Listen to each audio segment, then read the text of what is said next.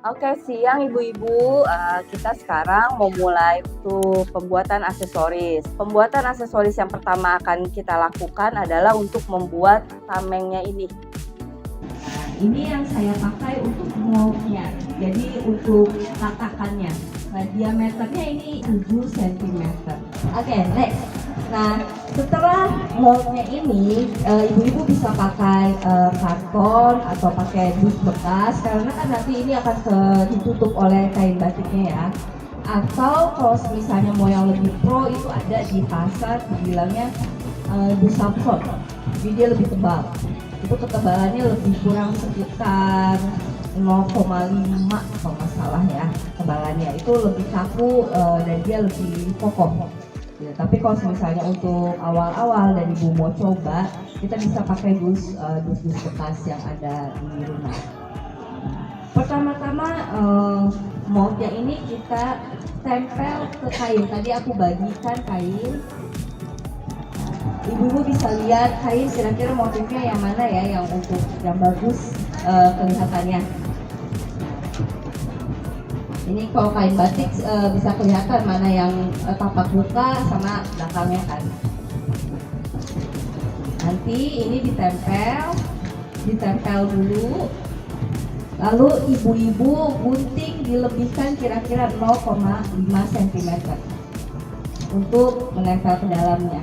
Aku peragakan ya. Lemnya ini saya pakai lem kayu.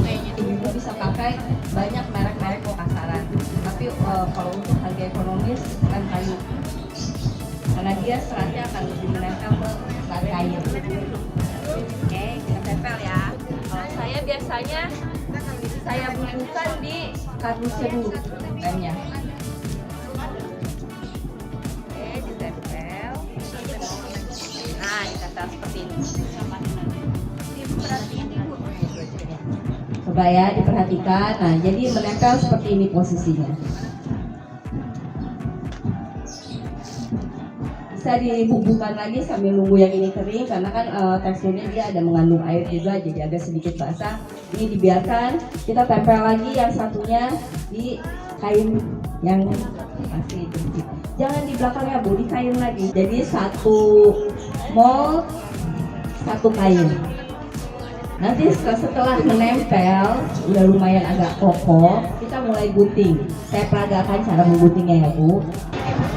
Gunting dilebihkan lebih kurang 0,5 cm. Nah, digunting seperti ini. Dia ada lebihnya. Oke, setelah seperti ini, nanti bagian sisinya ini digunting vertikal ke bawah. Dari sini ke sini sampai mendekati kardus. Itu fungsinya biar ketika ditekuk dia lebih rapi. Saya contohkan ya. Jadi kasih gunting seperti ini. Nah, keliling ya. Nggak usah ini agak-agak jarang-jarang aja Bu. Seperti ini nih. Kelihatan nggak? Jadi seperti ini fungsinya. Ketika nanti dilipat, nah dia akan lebih rapi shape-nya. Nah, gitu. Lalu nanti dilem lagi. Setelah ditempel nanti ini teksturnya akan sedikit basah, makanya ini perlu waktu untuk dikeringkan sebentar. Nah, lem fox ini ketika sudah kering, lem kayu ketika sudah kering itu dia akan transparan, jadi tidak akan ada jejak bekas lemnya. Kenapa saya pakai lem kayu itu sebabnya, karena hasil akhirnya itu lebih rapi dan tidak ada jejak bekas lem atau seperti ada butiran saljunya. Ini bisa dilakukan hal yang sama ke mold yang satunya lagi. Nah, yang sudah, ketika sudah jadi dua, nanti digabungkan Bu, pakai lem itu juga. Nah, jadi fungsi lem tembak ketika kita gabungkan dengan lem kayu masih kurang, ya betul, digabungkan. Ya, nanti dia menghadap seperti ini. Bila masih belum menempel, nah di pinggirannya itu bisa dikasih lem tembak. Kita sekarang buat kepala belt. sambil menunggu moldnya kering yang untuk kalung. Kita sekarang akan membuat kepala bel. Yang pertama akan kita keluarkan ini kawatnya. Saya di situ kasih 2 warna kawat, yang satu agak kekuningan, agak pink, yang satu lagi warna kuning silver. Saya bilangnya champagne sama rose gold. Jadi kita pakai 2 kombinasi warna. Hasil jadinya seperti ini. Ini hasil jadinya. Ini kita buat kepala bel. Bahan yang saya pakai adalah kawat jenis AL. Kenapa saya pakai kawat AL? Kenapa bukan kawat tembaga, Bu? Gitu kan, suka ada pertanyaan seperti itu. Saya pakai kawat AL untuk teman-teman yang baru pernah belajar kawat. Kawat AL ini teksturnya lebih lentur, jadi memudahkan teman-teman untuk membentuk. Saya ajarkan dulu teman-teman bagaimana caranya membentuk, bagaimana tangan ini menyesuaikan sama bentuk kawatnya. Karena ketika kita main langsung dengan tembaga itu kawatnya lebih keras. Terus tadi saya bagikan juga botol. Botol ini saya pakai sebagai patokan. Jadi ketika ada orderan bel, ukuran lingkarannya ini sama. Mau ibu orderannya 1 pieces, mau ibu orderannya 10, 100, 1000, bentuknya sama karena kita punya 1 mold. Jadi ibu-ibu kalau pakai botol ini terus. Kalau perlu diameter yang lebih besar, ibu-ibu cari ukuran botol yang lebih besar, tapi pakai dan gunakan botol itu sebagai patokan ukuran. Tuh, biasanya saya memakai patokan ukuran botol sirup, botol kecil ini atau gelas. Gitu. Botol sirup itu bisa dipakai sebagai moldnya ketika kita bikin gelang. Itu pasti pas ukurannya. Yang saat ini kita pakai adalah botol kecil ini untuk membuat diameter lingkaran ini. Selain bentuk bulat, kita juga bisa pakai bentuk yang kotak. Nah, kalau bentuk kotak lebih mudah karena ukurannya nanti pakai sentimeter. Sekarang di dalam kemasan ini ibu-ibu bisa keluarkan kawatnya. Ada beberapa yang sudah saya potong kawat rose goldnya, dan yang warna charmnya ini ada yang gulung. Kita akan pakai yang gulungannya lebih besar. Kalau ibu-ibu dapatnya 1 gulung, ibu buka dulu gulungannya. Kita pakai 2 bentangan tangan. Saya pakai ukuran bentangan tangan. Kenapa? Kadang-kadang di rumah ibu-ibu nggak ada tali ukur, jadi patokannya bentangan tangan. Bentangan tangan ini lebih kurang sekitar 126 atau 125 cm. So kalau mau dibuat rata-ratanya 1,5 meter. Oke, kawatnya dibuka terus dilipat 2 sama panjang. Ada dua buah kawat yang dua ini ya, tapi nggak putus ya gitu ya. Yang satu warna champagne, yang satu warna rose gold. Kalau kurang, kalau nggak sama nggak apa-apa, nanti itu jadi berapa kawat? Jadi totalnya 4. Jadi kepalanya yang besar ya, fokus ke yang ujung tumpul. Buat seperti ini, kita tekan ke moldnya, bentuk lingkarannya. Ditumpuk atau begini? Kalau ibu-ibu kagok begini, bisa pelintir dulu, biar dianya nggak. Oh, pelintir jadi 1? Ya, dipelintir jadi 1. Dipelintir jadi 1. Biar jangan lari. Dipelintir kira-kira 20 cm.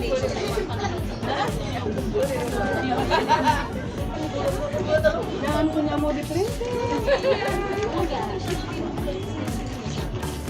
Lebih kurang 1 jengkal setengah.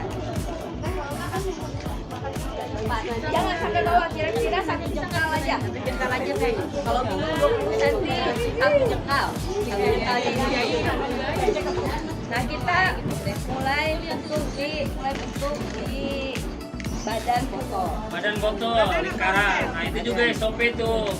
Botolnya pakai botol yang sesuai kita harapkan diameternya. Apa di itu? Sampai seputar. Sampai habis apa? Pas badannya botol. Sampai sebadan botol. Seperti ini. Sampai dia ketemu lagi. Ketemu lagi.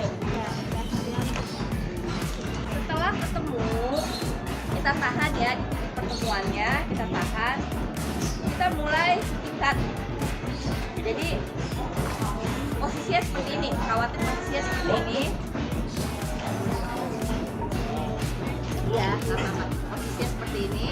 Nah, ketika kawat ini ada di sebelah depan, posisinya kan seperti ini ya Ibu. Ketika ada di sebelah depan, kita tahan, kita ikat ke dalam, tariknya ke dalam. Ketika posisinya dari dalam, kita tahan, ikatnya ke depan. Gitu. Jadi diikat berlawanan arah.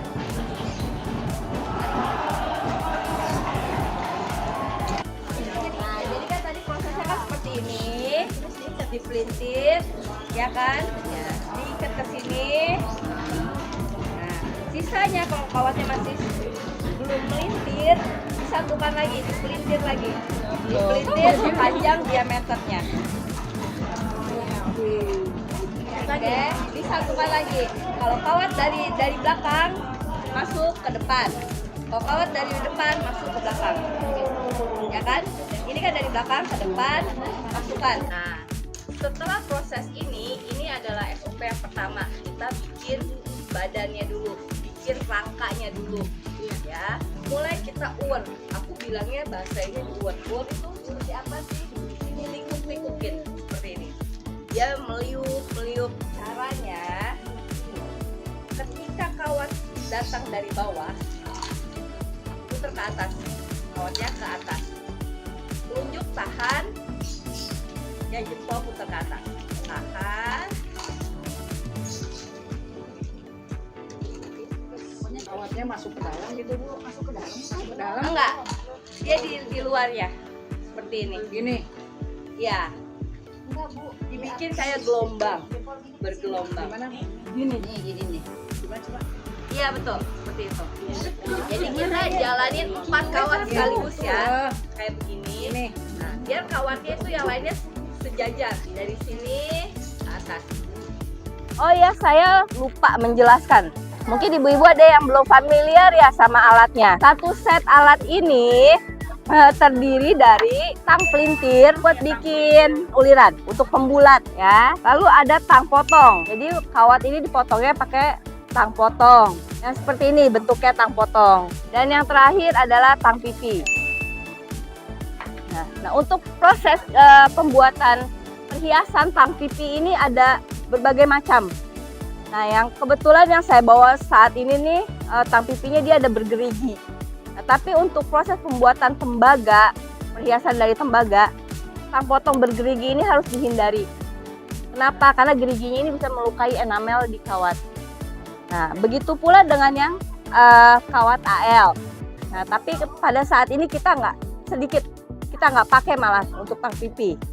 Tang pipi ini nanti dipakai ketika kita buat kalung. Jadi kita cuma pakai tang potong aja. Ketika kawat dari depan dilipat ke belakang, dikunci, dimasukkan. Cara nguncinya ya ibu-ibu ya. Sampai kawat keluar lagi. Dari sini diputar untuk ngebelin rangka yang di bagian tengah. Nah, ketika sudah jadi, ibu-ibu kan udah dapat begini, kain batiknya sebenarnya bisa jahit atau seperti ini. Kain ini saya pakai panjang 1,5. Tapi apabila ingin dibuat lebih panjang lagi, biasanya anak-anak muda yang sekarang lagi kekinian pakai obi dibilangnya. Kalau untuk bel ini panjang 15 cm, kita lipat bagi 2, lalu dimasukkan aja. Cukup dimasukkan seperti ini. Kayak begini, tinggal diserut. Yang sebelahnya juga sama, pakainya gini. Kayak sabuk. Sudah. Jadi belt. Cukup seperti ini pakainya. Ini selain bisa jadi belt, bisa juga jadi kalung. Nah, kalung kan tadi udah tuh, yang udah. Sekarang kalungnya. Sekarang masangnya, Bu. Pasang keseluruhannya. Di lempengan tanduknya cari bagian yang tengah. Buat titik ini yang tengah. Pasang ban belakang. Ambil ring satu lagi, buka, sama bukanya ke depan ke belakang. Kita cantolin lagi buat yang di sebelahnya biar tidak. Jadinya seperti ini. Jadi dimasukin satu lubang. Jadi di kepala burung hantunya itu satu lubang ada 2 ring, tapi dicantol ke kiri dan ke kanan tameng tanduknya. Lalu dibungkusnya yang kecil ada yang namanya eye pin, paku tapi ada lubangnya. Manik-manik yang 4 pieces tadi saya bagikan, saya gini, dimasukkan. Nanti akan ada sisa seperti ini, sisa lebihnya. Nah, dipotong.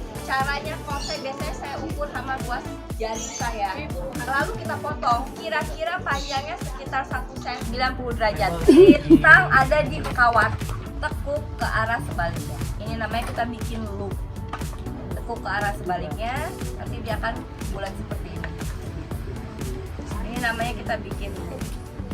Nah, dipasang di lubang yang kedua dari akhir. Satu dan kedua yang dipasang. Jadi di awalnya nggak ketutup. Jadi, oke, udah jadi seperti udah ini. jadi, Bu. Lem tembaknya tadi dipanas. Kita lem di bagian atas yang ini, di tamengnya. Jangan di sininya ya, ibu-ibu ya. Di sini. Tentukan bagian mana yang mau dijadikan bagian tapak depannya. Lalu kita tempel tali seperti ini. Nah, ininya dibiarkan ada di bagian atas. Tinggal dipasang talinya. Ini kalurannya deh ya. Cuman dimasukkan aja, dimasukkan ke dalam ringnya. Udah cuma begini aja. Bendulannya jangan dibuka dulu, biar gampang masukinnya. Nah nanti fungsinya ini kenapa saya kasih talinya ada yang panjang kayak gini. Buat simpul di akhir kayak gini. Yang sebelah sini juga sama. Udah jadi seperti ini. Ya nanti ibu pasangnya diikat. Nah ini biar jadi ada sisanya seperti ini. Tuh aku dijan, jadi hanya diikat. Sebuahnya di belakang, sebuahnya di belakang. Diikat pakai. Ibu-ibu kan ada sisa kawat, lebih kurang hanya dipakai sekitar 30 sampai 50 cm. Kalau aku pakai tarikan tangan lagi. Ya kan, satu tarikan tangan segini. 50 cm lah biasanya. Oke, lipat jadi 2, buka dulu penitinya. Pastikan kalau peniti yang ada di laurat itu pasti peniti KW1 ya. Nah, kenapa KW1? Dia itu tidak mudah berkarat dan ini itu tajam. Pastikan kalau beli peniti ujungnya harus tajam. Setelah peniti dibuka, bagian ujungnya ini kadang-kadang suka nggak stay, ublik-ublik ya. Nah ini ditekan dulu pakai tang, dirapatkan, dikencangkan biar dianya tidak goyang-goyang. Kawatnya dimasukkan ke dalam lubang yang ada 2, masukin seperti ini. Manik-maniknya dipasang dari belakang peniti, dimasukkan dua-duanya manik-maniknya dari bagian bawahnya ini. Manik-maniknya ditarik ke depan seperti ini. Kawatnya kan ketemu nih yang di depan, yang tadi dipasang sama manik-manik sama yang enggak. Nah, digeser ke samping depan biar manik-maniknya diam, dilipat ke belakang buat keluaran lagi, menutupi peniti. Iya, diual-ual Bu. Di tengah ini ada kawat kan, kelihatan jelek kalau kayak begini. Nah, kita tutup keluar seperti ini. Nah, lalu diputar lagi ke depan. Kita sudah sampai ke depan, ditutupnya dikencenginnya ke belakangnya. Kalau ada sisa seperti ini, kita tinggal pakai tang bulat. Pokoknya intinya tutupin peniti. Kalau kawatnya kepanjangan digunting aja ya ibu. Ini proses yang terakhir ini, gimana caranya ngumpetin ujung kawat ini biar nggak tajam dan nggak kelihatan.